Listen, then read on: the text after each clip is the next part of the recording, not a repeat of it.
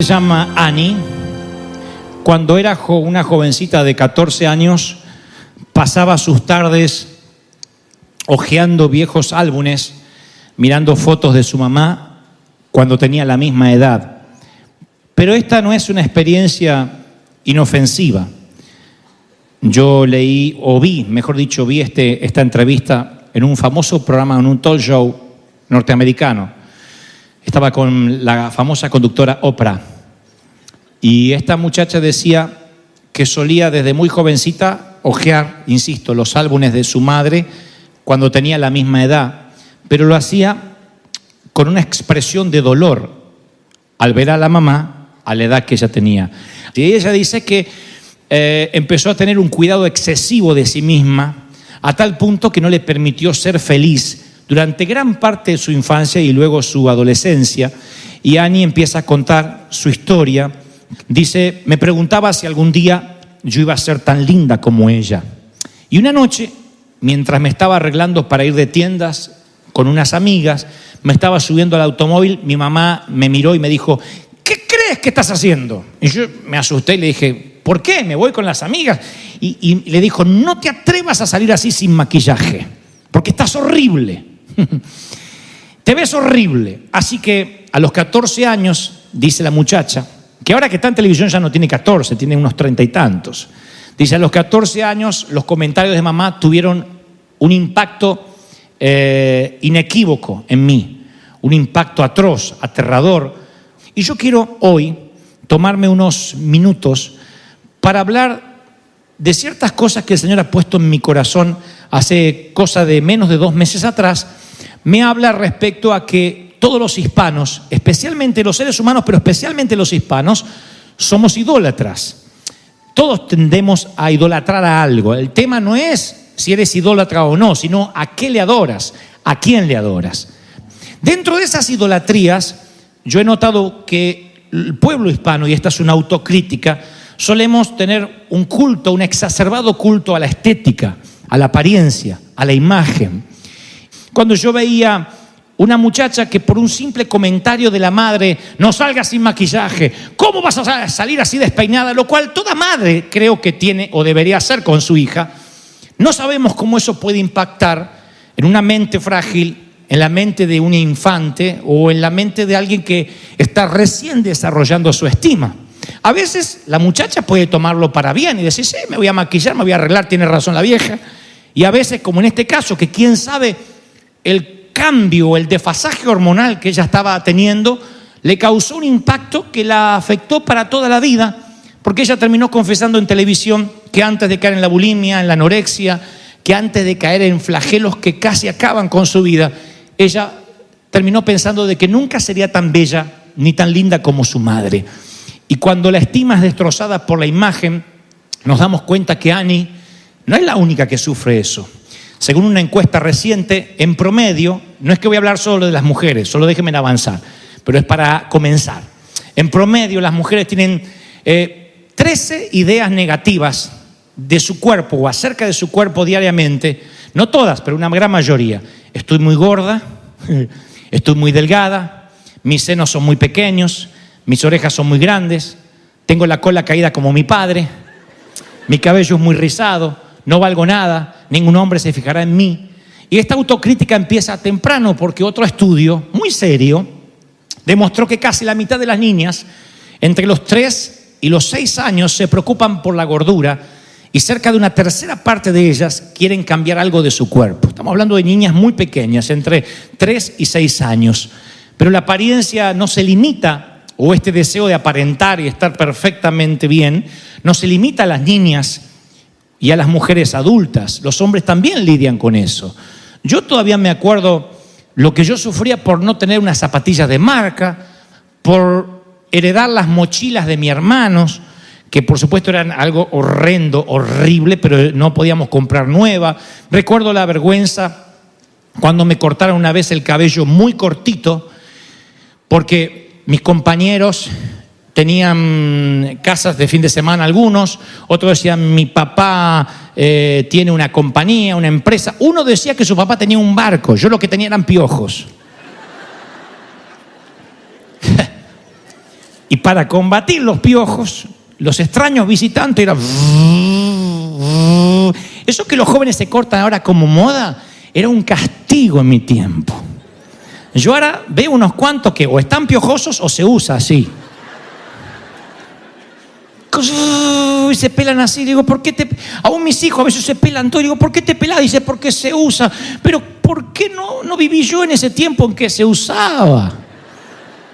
Porque había que cortarte el pelo muy cortito para que los piojos sintieran un tobogán así y se cayeran y no tuvieran cabello de donde agarrarse. Así que yo recuerdo la vergüenza de mis tiempos de piojo. Porque fueron 6 meses que me mandaron despiojado, pero claro, pero pelado parece. Y yo era muy flaquito, muy flaquito. Vieron que yo tengo el cabello sobre las orejas, siempre acá, tapando un poquito. Eso por un trauma que me quedó, porque mis orejas, al ser muy flaquito, eran 2 radares. De verdad. Si me animo, un día voy a mostrar la foto de ese tiempo de piojoso. Eran 2 radares que iban agarrando mosca, iban agarrando mosquitos. Pelado, flaquito, pero no, ahora estoy bien. Súper peso, lástima. Yo pensé que nunca me iba a reponer. Yo pensé que toda la vida iba a sufrir con el tema de la estética, con el tema de no ser popular. Y muy temprano en la vida, a unos cuantos, el tema de la apariencia termina afectando nuestra manera de ser, de pararnos en la vida. Uno lee cualquier revista, mira cualquier anuncio, la televisión, las revistas, los anuncios publicitarios nos bombardean con las mismas promesas vacías. ¿Cómo verte hermosa en 10 días? Reduce esa celulitis de una vez. Elimina la celulitis con la crema anti no sé qué, age. Reduce las arrugas. ¿Qué se van a reducir? Tu abuela no se reduce nada. ¿No? Elimina la calvicie, ya no luches más con esa calvicie. Y aparece un señor pelado así triste y después uno melenudo, la eliminé. Y esas cosas tratan de una sola razón, un solo común denominador, que es la satisfacción con sí mismo. Y es un asunto de sentirnos admirados, deseados y al fin de cuentas amados o queridos o aceptados. Y en cierto sentido es un asunto de poder, porque queremos controlar la forma en que los otros responden a nosotros, y nuestra cultura dominante parece estar completamente inmersa en la adoración al ídolo de la apariencia. Dios dice, tienes que reconciliarte con lo que eres, porque eso a veces impide que Dios te pueda usar. A mí me costó mucho entender que yo era así, entender que Dios me iba a usar como yo era, que no era un defecto de fábrica. Cuando Dios me dice, pastor de los jóvenes, te dirán, me costó creerle al Señor. Dije, ¿cómo yo voy a inspirar a otros? ¿Cómo yo me voy a parar con seguridad? ¿Cómo voy a transmitir un mensaje de fe, de esperanza, si yo apenas puedo luchar con mis huesos? Y yo creo que este es un tema no menor. Es un tema solapado dentro de las congregaciones, este culto a la estética, el no sentirnos cómodos con lo que Dios nos dio. Entonces, yo me hice una serie de preguntas brutalmente honestas para que ustedes no tengan que decirme ni amén, ni no, ni sí, pero que se respondan en el corazón. Una de ellas es, ¿te cuesta trabajo servir al Señor si no te ves impecable, si no te sientes bien? ¿Te molesta o sientes envidia o emites juicios fácilmente contra aquellas personas que tienen cierto tipo de belleza que sientes que nunca vas a alcanzar? Gente más musculosa, gente más rubia, más morena, o aquellos que son endiabladamente delgados o delgadas. Dice, ay, raquítica del demonio. Tiendes a preocuparte más como te ves por fuera que por la persona que te estás convirtiendo por dentro. Dedicas más tiempo a verte más atractiva o atractivo, más que el tiempo que le concedes a la palabra de Dios para que moldee tu alma. Te repites regularmente los comentarios negativos que otras personas te han dicho respecto a tu apariencia, a tal punto de que a veces afecta tu estado anímico. A mí no me sorprendería que 2 o 3 de estas preguntas toquen una vena sensible en ti, porque en esta cultura es muy difícil escapar del altar de la adoración a la apariencia. Y entonces Dios no puede usarte en su totalidad, no puede usarte en plenitud. He visto a muchos jóvenes que tienen una capacidad increíble, pero no se sienten a gusto cómo luce su rostro o cómo se siente su voz. He escuchado muchas veces frases como, ¡ay! Cuando me veo grabado no me soporto la voz. Imagínense los que estamos hablando y hablando y hablando de los 20 años, que estamos en tele y en YouTube y en tantos lados. Tuvimos que reconciliarnos con la voz. A mí tampoco me gusta mi voz. Y no soy aquel que se mira, a ver, me voy a ver. Pero me tuve que reconciliar porque dije, si Dios hubiese querido darme otra voz, me la hubiese dado. Si Dios hubiese querido darme otra cara, me la hubiese dado. Otra ceja, me la hubiese dado. Pero se ve que es lo que había en el reparto y es lo que me tocó. Y entonces tuve que reconciliarme conmigo porque nadie puede amar a otro si no se ama a sí mismo primero. Nadie puede amar a Dios si no se ama a sí mismo, porque si te menosprecias a ti mismo, estás menospreciando al Creador que te hizo así. Estás diciendo, yo hubiese creado otra persona. Yo hubiese agregado por aquí, sacado por aquí, sacado de aquí, puesto por acá, de acá hubiese sacado el costado. Cada uno tiene su forma de haberse autocreado. Pero el Señor nos hizo de una manera, y creo que cuando Él, a través de la genética, permite que seamos como somos, es porque tiene un propósito. Es porque a veces eso es justamente lo que nos va a potenciar, lo que Dios va a utilizar.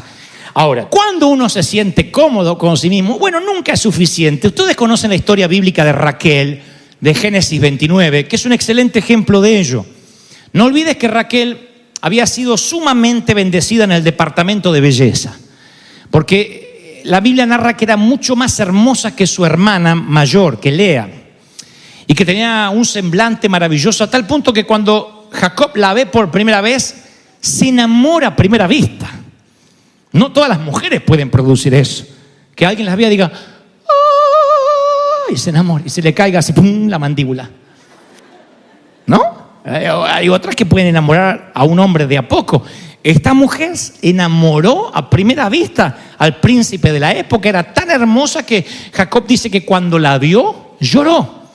Raquel era hermosa, bellísima, y tenía la devoción y el amor de su marido. Ninguna mujer desearía más, ¿cierto? Sin embargo, ella deseaba algo más. Lo que más deseaba Raquel era básicamente todo lo que nosotros deseamos. ¿Saben qué es? Lo que no tenemos.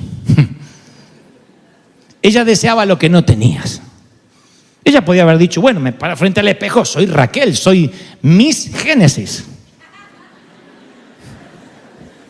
Enamoré a un hombre a primera vista. Sin embargo, ella deseaba lo que no tenía, hijos. Y cuando uno siente que le falta algo, como en mi caso, que te sobran piojos, que te falta cabello, que te sobran orejas, que tienes cejas de más, que eres muy huesudo, que eres muy gordito, que te sobra panza, que te cuelga, que te falta, que tienes la cola chata del abuelo, cuando eso pasa, no eres feliz. No te paras erguido. Cuando yo veo El jorobado de Notre Dame, la famosa película animada de Disney, no veo a un hombre con una anomalía, con una joroba, sino que me parece ver a alguien cabizbajo, como que no está feliz con lo que le tocó. Y hay personas que no tienen una anomalía, ellos solo se la ven, ellos solo se la perciben. Y no hablo tema físico, también puede ser un tema de comunicación. Hay de los que tartamudean para hablar, hay de los que no pueden hilvanar frases coherentes o tienen dislexia, no pueden leer, no pueden expresarse, tienen una gran capacidad intelectual pero no la pueden comunicar. Hay otros que tuvieron la escasez de preparación académica y eso afectó tu manera de comunicarte con el resto porque sientes siempre que estás en inferioridad de condiciones para hablar cualquier tema con otro que es universitario o que lee más, sea lo que sea, sientes que no tienes lo que deberías tener para que Dios pueda usarte, para estar bien en la vida. Y a pesar de que Raquel era hermosa, anhelaba un hijo desesperadamente para probar su valor y su importancia. Ahora, ¿qué iba a ocurrir una vez que los tuviera? No tenemos que imaginarlo porque Génesis relata toda la historia. Dios fue benévolo con Raquel, le da un hijo y ella lo llama José, que significa Jehová, añádame otro hijo. José significa añádame Jehová otro hijo. O sea, cuando está recibiendo ese hijo, ese único que ella quería, aunque sea para saber lo que es sentirse madre, le pone el nombre, mira que quiero otro, Si no, tampoco voy a ser feliz. ¿Puedes ver lo que está ocurriendo? Aún en el momento en que Raquel recibió lo que pensaba, ella sentía que era una promesa vacía y anhelaba algo más. En este caso, otro hijo era algo que creía que debía tener. Era algo, como dije en el servicio pasado, que convirtió en su Dios con minúscula. En algo que cambió su corazón. Esa es la naturaleza de la idolatría. Ahora, querer tener hijos no fue lo que hizo que Raquel fuera idólatra. No hay nada malo intrínsecamente en querer tenerlos. De la misma forma que no hay nada malo en el deseo de verse bien. Está lindo verte bien, hacer ejercicios, cuidarte. La gran ironía es que mientras más nos enfocamos en un ídolo, ya sea la apariencia, tener ese hijo que nos falta, la casa que no podemos tener o lo que sea, más insatisfechos nos sentimos en el interior. Michelle Myers es la historia de una muchacha que la primera vez que pensó que estaba gorda tenía 8 años de edad. Y Michelle luchó con su imagen corporal todos los años de desarrollo. Ella dice, en mi primer año de la universidad supe que tenía una enfermedad, mononucleosis, que no solo me hacía sentir cansada y agotada todo el tiempo, sino que me quitó el apetito. Y durante 6 semanas apenas comió lo suficiente para mantenerse en pie. Cuando fue a la oficina del doctor, ella sabía que había perdido peso, pero no tenía idea de cuánto hasta que se subió a la báscula de allí de la clínica. Dice, recuerdo que la enfermera se quedó boquiabierta mientras ajustaba las pesitas y me dijo, niña, cuando estuviste aquí hace 6 semanas pesabas 138 libras, hoy pesas 118. Y ahí acababa de entrar Michelle en el nuevo y temible mundo de la anorexia nerviosa. Así que hizo la promesa solemne aquel día de que haría lo necesario por tener el peso ideal, que era mucho menos que aquellas 118 libras. Y esa nueva meta consumió su vida. Se ejercitó mucho todos los días, se mantuvo en una dieta muy rígida de apenas 1.600 calorías diarias.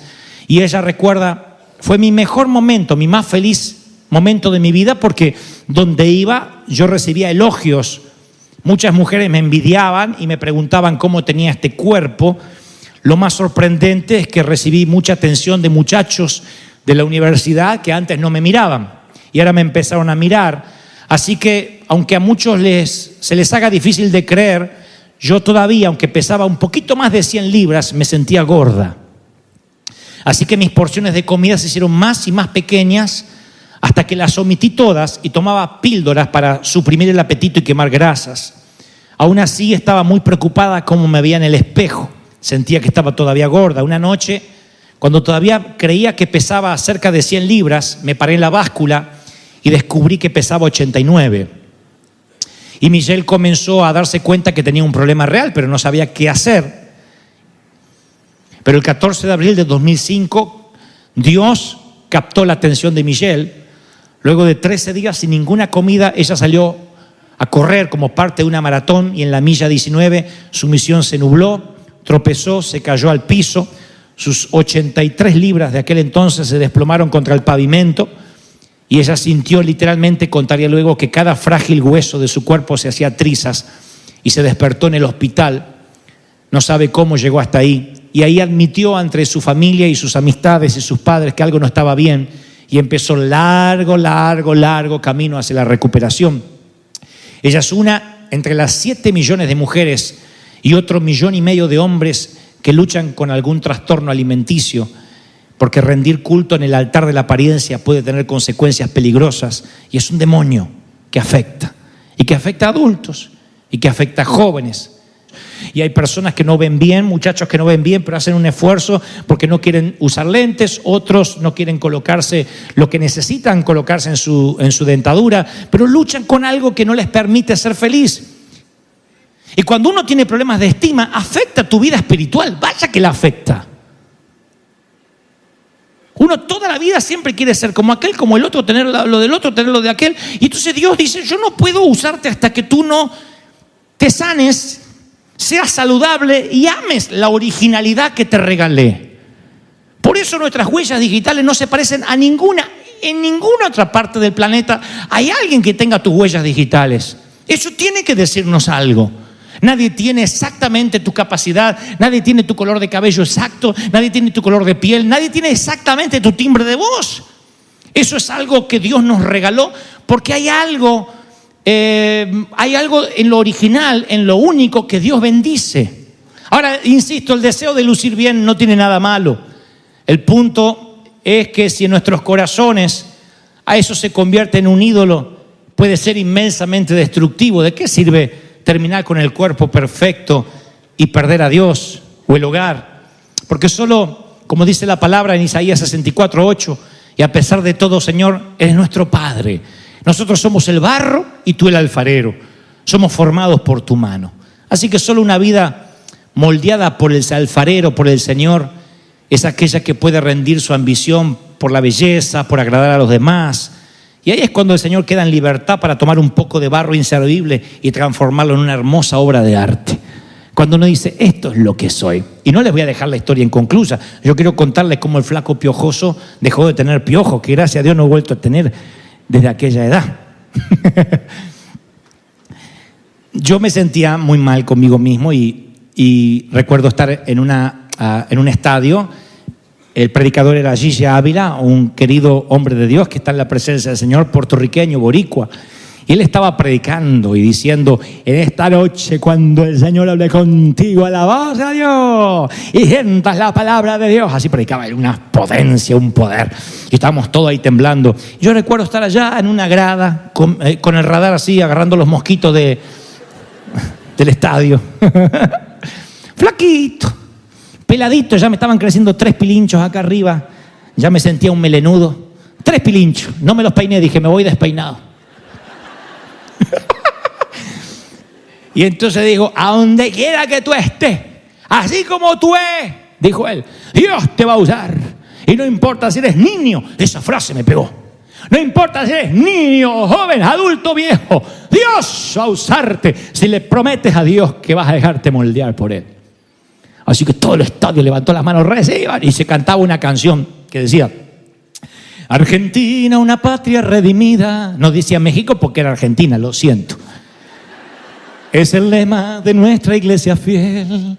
Levantemos de Cristo la bandera y argentinos transformados se han de ver. Eso cantábamos toda la noche. Argentina, una patria redimida. Yo tengo clara la canción porque él decía, mientras que tú bajes aquí, yo voy a orar para que Dios te use. Entonces yo le dije, papá, mientras que cantaban, Argentina, una patria, bajemos. Y papá no quiso bajar. Y solo yo no podía bajar, tenía 9, 10 años. Le dije, papá, bajemos. No, mira, es una locura de gente. Y entonces yo quería correr al altar, porque yo pensaba que si me veía el predicador, de alguna forma iba a estar más cerca de la promesa que Dios había dicho a través de su boca. Pero como me agarró la desesperación, digo, papi, por favor. Me dice, no, es una locura, quédate acá adelante. Así que me quedé ahí. Y entonces levanté la mano lo más que pude al cielo y dije, Señor, no puedo bajar.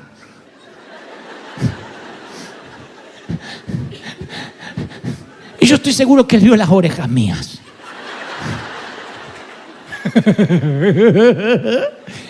Y dijo, y ese tan feo que está ahí. Yo sé que Dios me vio. Y dije, Señor, acá estoy. Úsame, Padre, a los estadios. Quiero predicar así como soy.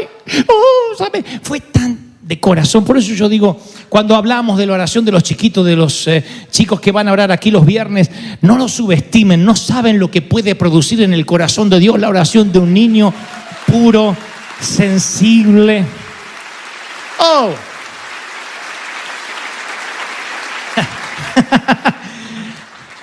Úsame, Señor. Yo sé que ese día algo ocurrió, algo. No puedo decirte, y una luz vino y sentí un estruendo. Solamente el estadio siguió cantando, flameando sus pañuelos. Argentina, una patria redimida. Y yo recuerdo que por alguna razón supe que esa oración había sido escuchada por el Señor. Y Dios anotó en una agenda allí, porque Él sabía que luego los siguientes años me la pasaría jugando, que sería un niño. No me transformé en un niño predicador. Tuve vida de niño. Sabía que iba a pasar por mi adolescencia, por más complejos, pero anotó la oración sincera, pura, inocente, sin restricciones, puso: Señor, yo sé que me puedes usar tal como soy, feo, piojoso y orejón. Dante Gebel, 1977. La oración quedó anotada allí y Dios empezó un proceso de sanidad, un proceso de salubridad a la estima, que cuesta porque vamos a luchar con la estima hasta el día que Cristo nos lleve con Él. De alguna u otra forma siempre estamos dependiendo de la apreciación, de lo que dicen, de lo que no nos dicen, pero cada vez las críticas tienen que doler menos, los aplausos tienen que creerlos mucho menos también. Y cuando llega un momento en que ya no escuchan ni los aplausos, ni las ovaciones, ni las críticas, es ahí cuando solo empiezas a oír a Dios, cuando te importa lo que Dios dice de ti, cuando tu público se reduce al público de uno. Y cuando tu público es el público de uno, tú cierras los ojos y ves a Cristo sentado allí. Y hagas lo que hagas, sirvas, prediques en los hospitales, toques la música, cantes en el coro, lave pies, limpies un inodoro, donde estés va a haber uno aplaudiéndote y diciéndote. Puñado de años me regalaron una pintura que enmarqué, que me pareció genial porque los pintores, los artistas se niegan o se negaron durante siglos a retratar a Jesús de esta manera, puesto que decían que era un sacrilegio. Sin embargo, cuando yo vi esta foto, a mí me pareció una genialidad, porque esas son las risas genuinas, donde uno muestra todos los dientes. Y por la forma en que Jesús está riendo, tirando la cabeza hacia atrás, como que se está descomponiendo de un buen chiste, que parece que le faltara el aire, se me grabó de la memoria, en la memoria, de manera tal que yo digo, este es el Cristo que, una de las facetas del Señor que a mí me ha tocado conocer por providencia divina. Yo hasta el día de hoy recuerdo la primera vez que oí reír a Dios.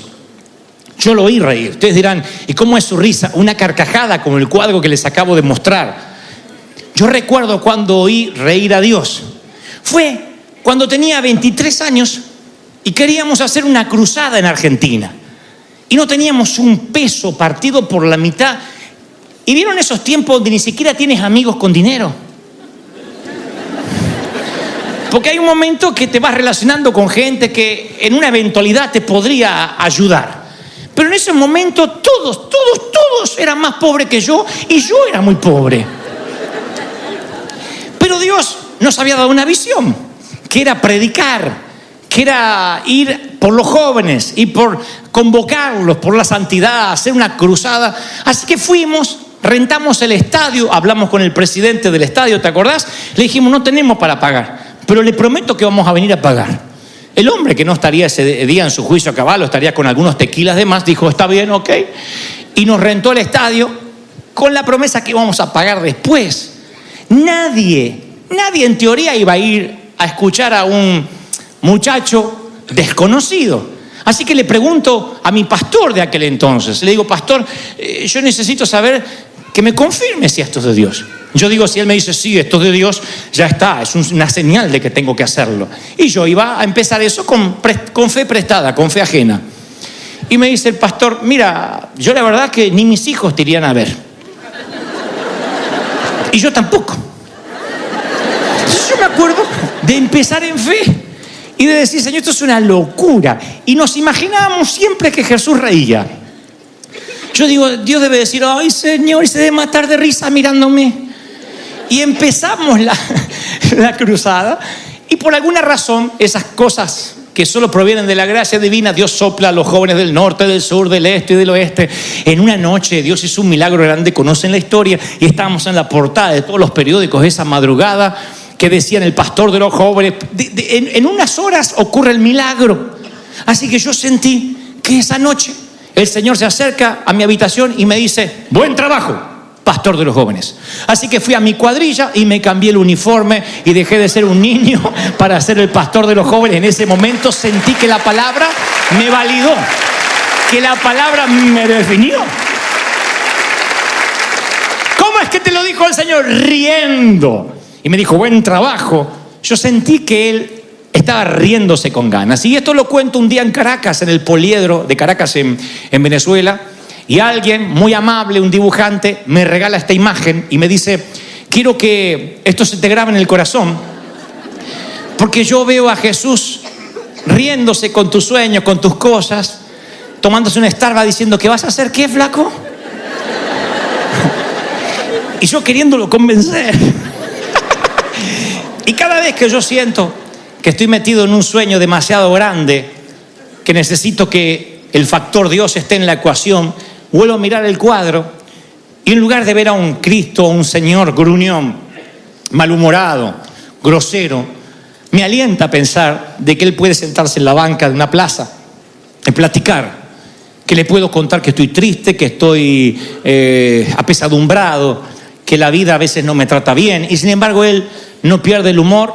Por supuesto, estás tomando un capuchino por si alguien tiene curiosidad, no porque el Señor me lo reveló, sino porque me lo dijo el pintor. Y yo siento que de alguna forma se cumple aquello cuando el Señor dice, yo a ustedes no los voy a llamar siervos, porque el siervo no sabe lo que hace su Señor. Juan 15:15. El siervo tiene la menor idea de lo que hace su Señor. Yo los he llamado amigos, porque todas las cosas que oí de mi Padre os las he dado a conocer. No sirve conocer todo de Él si no tienes una relación. Tú dices, bueno, es que yo creo en el Señor. Sí, la Biblia dice que los demonios creen y tiemblan. No te estoy tratando de demonio, digo para que se entienda la metáfora. Y hay de los que van por la vida por años así, diciendo, yo conozco al Señor, yo tengo seminario bíblico. Hay personas que saben exactamente el color de sandalia que usaba Jesús porque lo estudiaron, pero no tienen relación con Él. Les muestro un cuadro del Señor hablando conmigo en una banca de una plaza tomando una taza de café y lo consideran un sacrilegio. El Señor no se sentaría contigo, Es porque es apenas un siervo de Dios. Yo soy amigo. Y los amigos estamos en un círculo diferente. Los amigos no tocamos la puerta, tenemos la llave debajo del tapete. Otros no son los que solo creen, sino los que dicen, es que yo además de creer tuve un encuentro con Dios. Tuve un gran encuentro allá en el año, y te dicen el año, el día, fue cuando Dios se apareció. Sí, pero eso fue ayer. El ayer, como digo siempre, murió mientras dormías. Sin embargo, nos aferramos a un momento de la vida y levantamos un monumento en derredor de la zarza. Y la zarza cuando arde no es para que hagamos un servicio alrededor, es para que salgas a cumplir con la misión con Dios, dándote nuevas órdenes todos los días. No es para que hagas una reunión de celebración en derredor de aquel encuentro cuando la zarza se encendió. Es un encuentro. Así que tú digas, yo me encontré con Dios. La pregunta es, ¿Dios se encontró contigo? ¿Te salió al encuentro? ¿O solo lo conoces? ¿O solo te sacaste una selfie así, con Dios? Pero Él no te conoce. No tienes relación, no tienes intimidad, no ayunas, no oras, no lo buscas. Que me digas que conoces todo de Dios y que conoces los versículos en hebreo, en arameo, en griego, no me llamará la atención. No creerán la cantidad de gente que dice conocer a Dios y no tienen la menor idea quién es Él. Tan pronto le digo que Jesús también ríe, se ponen con caras de necios de decir, no, eso no puede estar ocurriendo. No, mi Dios. Sin embargo, la palabra dice en Salmo 9:10, los que confían en Él son los que conocen su nombre. O en ti confían los que conocen tu nombre. Se supone que todo el mundo conoce el nombre del Señor. Se supone que todo el mundo conoce los nombres de Dios, Jehová Jireh, Jehová Nisi, Jehová Rafa.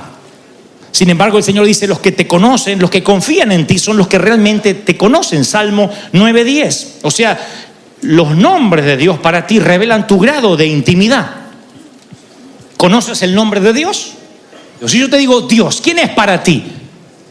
¿Qué es lo primero? ¿Cuál es la primera cualidad que viene a tu mente? Tal vez dices algo como, sabes, wow, ¿quieres que te hable de cómo una enfermedad llegó a mi casa como un intruso y no fue lo peor, sino el efecto colateral? Me endeudó. Salí después de la operación, pero no tenía seguro médico. Hasta el día de hoy me llegan cartas y cartas, me mandan a collection, no puedo recuperarme, saco tarjetas y debo las tarjetas, los intereses me están comiendo. ¿Y qué hiciste? No sé, Dios siempre ha provisto. Siempre. Entonces, ¿quién es Dios para ti? El Dios proveedor. Lo primero que te viene a la mente, Dios es proveedor. Tal vez te pase como a mi mamá, que después de estar años, más de una década enferma de cáncer, Dios llega y en su misericordia la sana. Entonces mi mamá, lo único que conocía de Dios, lo primero que hablaba era, Dios sana, Dios es sanador. Tal vez tuviste que caminar en un frío panteón y despedir los restos de quienes más amabas. Y te digo, ¿quién es Dios para ti? Tú dices, consolador. O tal vez eras de esos que nunca pudo cosechar un amigo porque siempre te traicionaron, te dieron la espalda, y entonces para ti Dios es amigo. O alguien te fue infiel y Dios se transformó en tu esposo y estuvo allí a tu lado, en tu padre. Yo conocí al Dios Padre, al amigo. No me hubiese acercado si Él hubiese venido de mal humor. Yo no hubiese abierto mi corazón, yo me hubiese cerrado en mí mismo. Yo nunca hubiese tratado de soñar, de inspirar a alguien, si el Señor no me hubiese amado como me amó. Él sabía y conocía mis heridas. Y entonces se acercó, me apapachó, me abrazó. Y por Dios, yo lo escuché reír. No existe para Él, ya no te amo, la fregaste, te dejé de amar. Dice la palabra en Jeremías 31:3, con amor eterno te he amado y por eso te amo con fidelidad. Tú me dices, y Dante, ¿quién es Dios para ti? El que deja las 99 por ir a buscarme a mí. El que pierde 10, de las 10 monedas pierde una y remueve alfombras, levanta tapetes, busca detrás del sillón hasta encontrarme y no se va tranquilo a ninguna otra parte si no sabe que yo estoy en buenas manos otra vez. De tal manera Dios amó a Dante que dio a su Hijo unigénito para que Dante no se pierda, mas tenga vida eterna. Me fascina eso. Dios te ama, ponle el nombre propio y vas a ver que una nueva dimensión se te abre.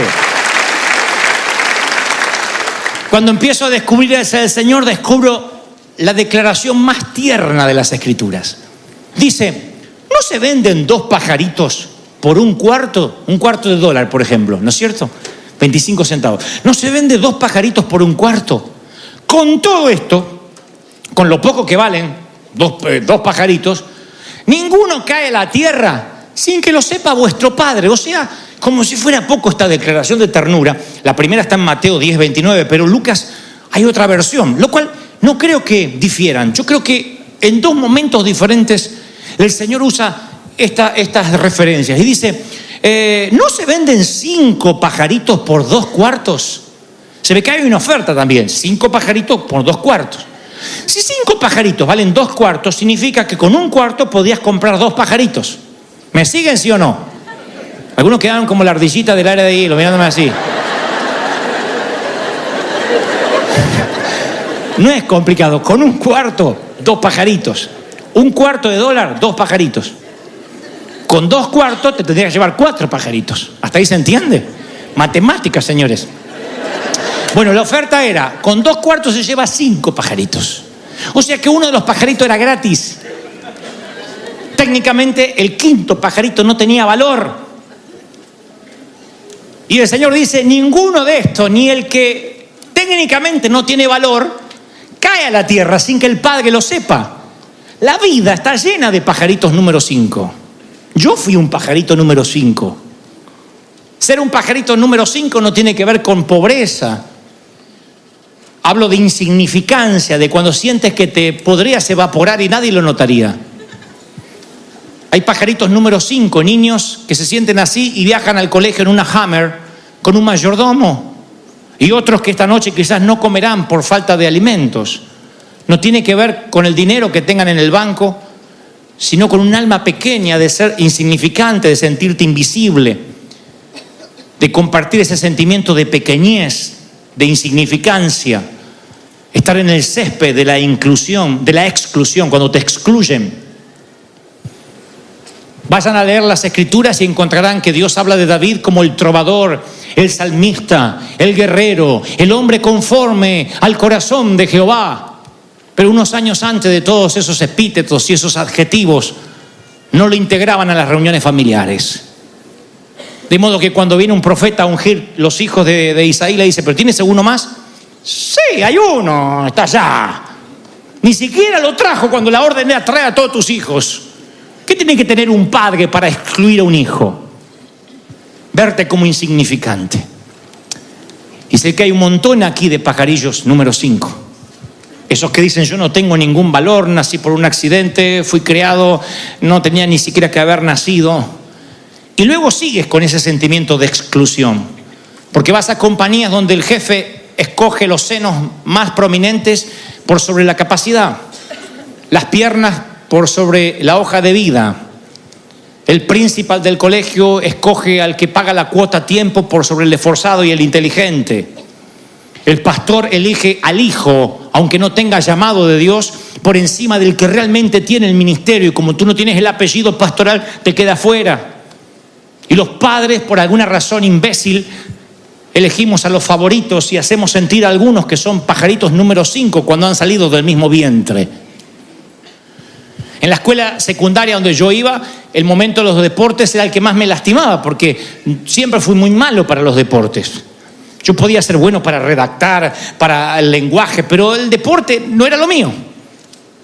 Yo nací con 2 pies izquierdos, así que no podía patear jamás una pelota, no. Y le tarda muy poco a los compañeros de la escuela saber que eres un inútil para los deportes. Así que el profesor tenía un maquiavélico sistema para designar equipos. Elegía 2 capitanes y decía, cada uno elija el jugador que quiera. Así que empezaban con los mejores, dame a fulano, dame a mengano, dame a fulano. Y siempre yo quedaba así, cortando pastos así. Y el profesor decía, a ver quién se lleva a Gebel. Yo decía, no, está bien, no quiero jugar. No va a jugar Gebel, que no estamos de picnic, esto es educación física. En ese momento te sientes tan sin amor. Sientes que todos son inmisericordia. Sientes que quisieras correr a los brazos de alguien y no sabes a los brazos de quién. Así que empiezas a cerrar tu alma. Y te vuelves intrínseco, te vuelves totalmente introvertido. No hablas. Te costará el resto de tu vida expresar sentimientos. Y eso no es porque uno nace frío, apático, sino porque la vida te golpea de modo tal que te hace sentir que no le importas a nadie.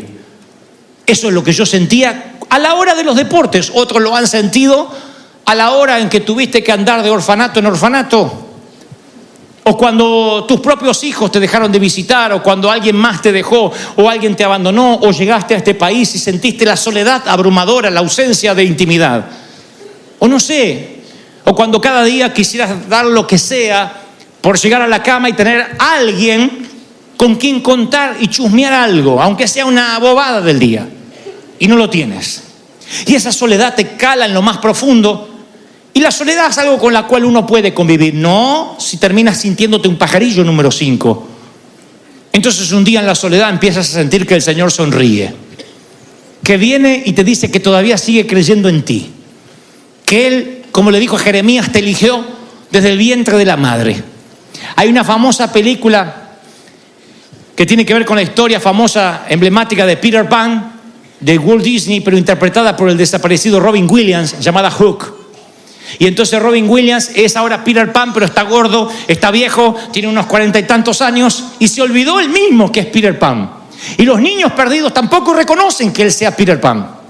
Entonces uno de los niños en la película le corre la cara hacia atrás así, y le dice, ¡hey! Si te saco las arrugas y la amargura, ahí todavía estás tú, eres Peter, todavía eres tú. Y en esos momentos de exclusión, si ustedes me dicen, ¿qué fue lo que hizo el Señor con tu vida?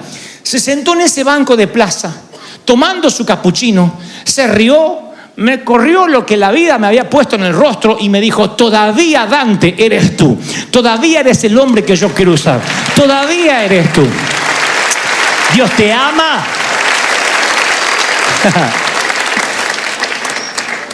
Hablando de esto de YouTube, para culminar, hay un mensaje que tiene muchas vistas, se llama ¿Por qué tienes miedo?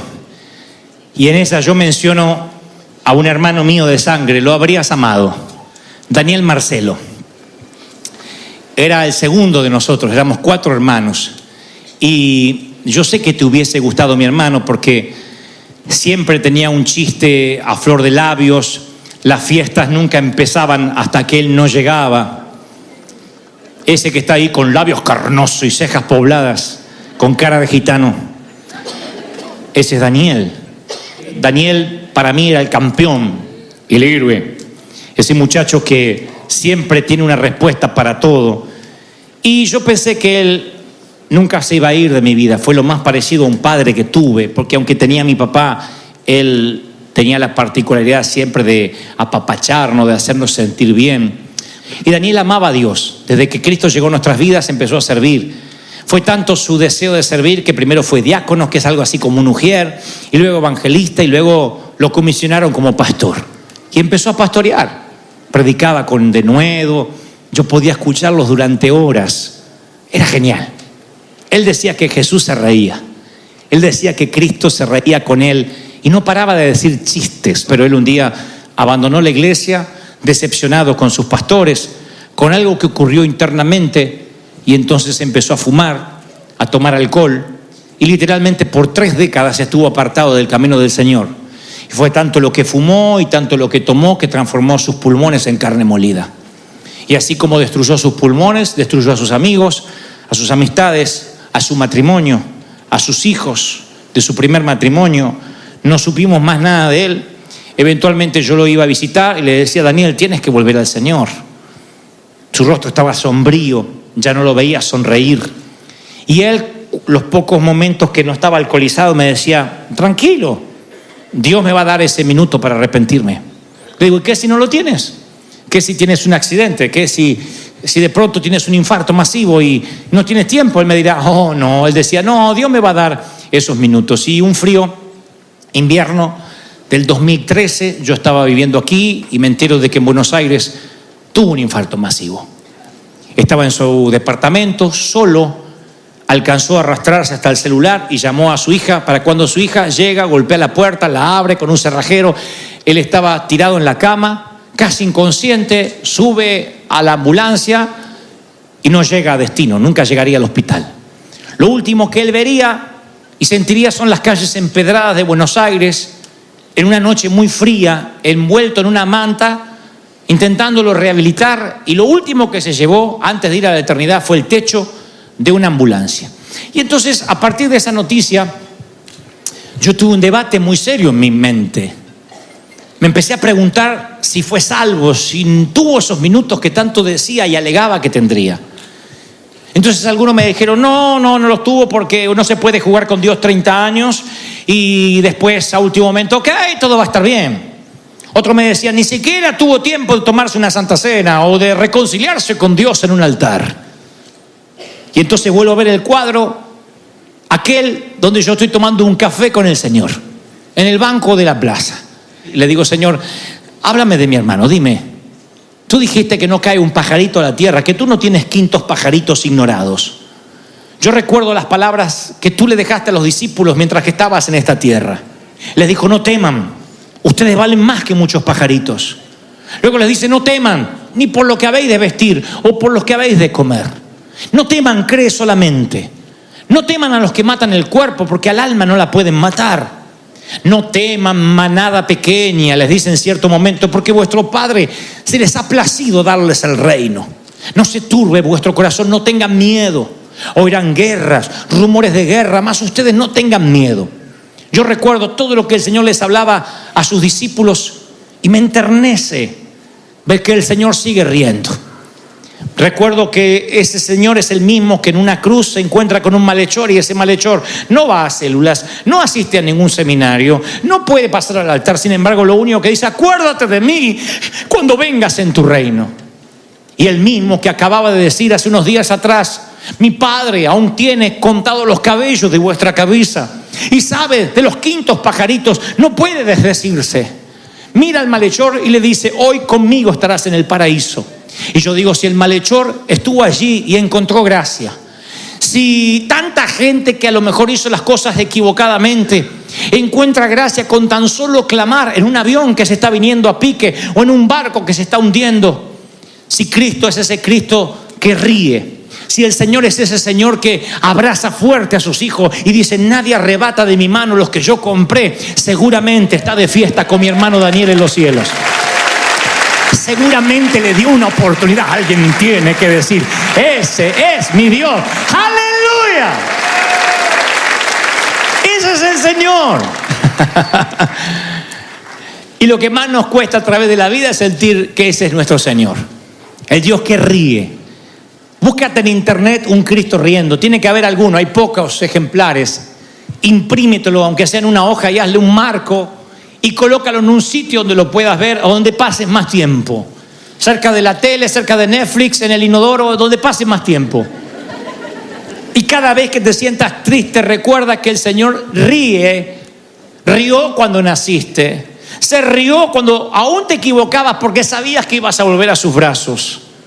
Es el padre que ve al hijo pródigo y que lo ve corriendo y no le dice, ven, inclínate hacia aquí, sino que levanta su túnica y empieza a correr hacia él. Y el hijo pródigo tira la mochila como el soldado que estuvo enrolado en el army por meses y corre hacia su padre. Así que no solo vi partir a mi hermano en la eternidad, sino también a mi madre. Y los últimos días de mi madre tenía Alzheimer y no me conocía. He contado esta historia cientos de veces. Y uno cree que los viejitos llegan hacia el cielo y se postran, ¿no? Gracias a Dios por los pintores, por los artistas. Porque un artista hizo un cuadro que se llama Primer Día en el Cielo. Y yo le llamé Primer Día en el Cielo de mi madre. Este es el Cristo que sonríe.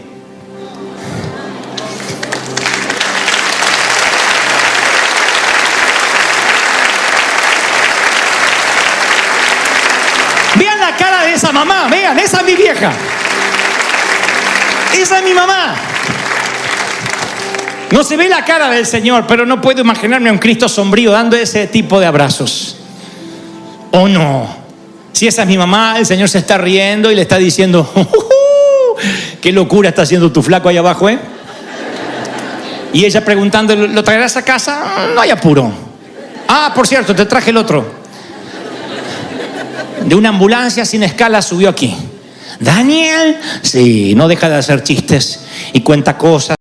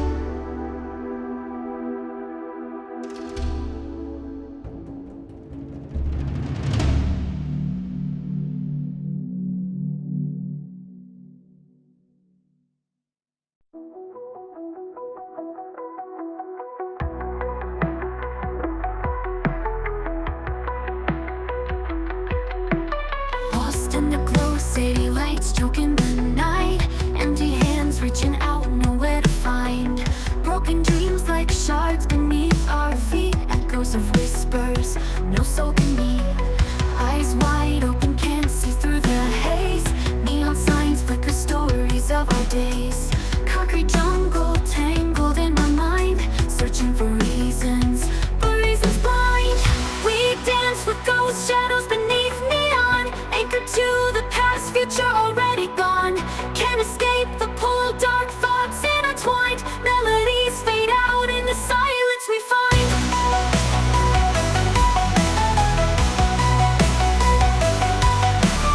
Rain falls hard, washing away our sins. Memory fragments, where do we begin? Lost connections, voices faintly call. Caught in the current, fearing the fall. Haunted beats pulse through shattered cries. Lonely hearts beat in unison lies. Sit, scream louder, drowning out the pain. Female vocals, high whispers in the rain. We dance with ghost shadows beneath neon, anchored to the past, future already gone. Can't escape the pull, dark thoughts intertwined. Melodies fade out in the silence we find.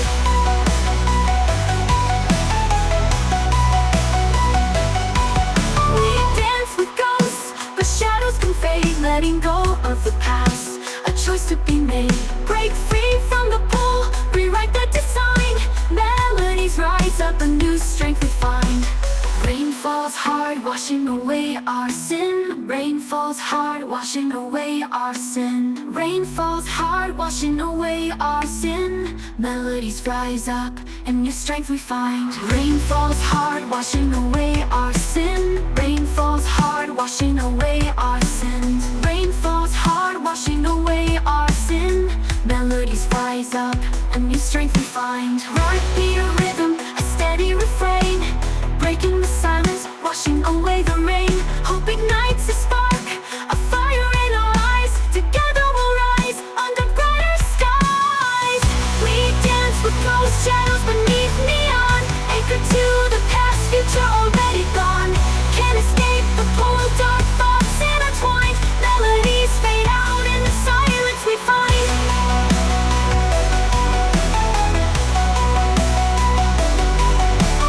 Sunrise paints the building streaks of gold, a chance to break free, a story untold. Maybe this heartache won't hold me so tight. Maybe a new day can set things right. Haunted beats pulse through the steady refrain, letting